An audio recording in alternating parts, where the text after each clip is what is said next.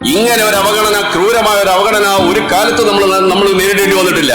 എന്നിട്ടും പ്രതിപക്ഷ പാർട്ടികൾ സംസ്ഥാന സർക്കാരിനെതിരായി എന്തെങ്കിലും കൊടുക്കാൻ പറ്റുമോ, എന്തെങ്കിലും പറയാൻ കഴിയുമോ എന്ന കാര്യം മാത്രം അന്വേഷിച്ച് നടക്കുക. സംസ്ഥാന സർക്കാർ എന്ത് ചെയ്തു എന്നൊക്കെ ഇടയ്ക്കിടയ്ക്ക് ചോദിക്കാറുണ്ട്. നിങ്ങളുടെ അറിവിനായി ചില കാര്യങ്ങൾ ഞാൻ പറയാം.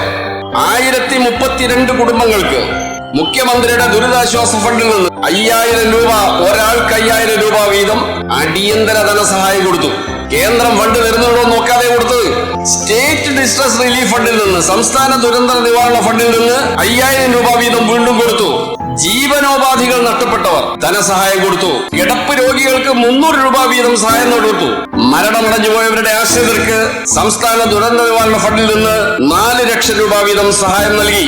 ഇതിന്റെ പുറമെ ആ പ്രദേശത്ത് പുതിയ വീടുകൾ നിർമ്മിച്ച് അവരെ പുനരധിവസിപ്പിക്കുന്നതിനുള്ള മറ്റു കാര്യങ്ങൾ വരികയാണ്. ദുരിതബാധിതരെല്ലാം താമസ സൗകര്യം വാടകയ്ക്കെടുക്കാൻ ഗവൺമെന്റ് നിർദ്ദേശിച്ചു. അതനുസരിച്ച് 813 കുടുംബങ്ങൾക്ക് 28,75,000 രൂപ ഇതിനകം വാടക ഇനത്തിൽ കൊടുത്തിട്ടുണ്ട്. ഇനിയും കുറച്ചു കാലം കൂടി കൊടുക്കേണ്ടി വരും അവരുടെ പുനരധിവാസം പൂർണ്ണമാകുന്നത് വരെ.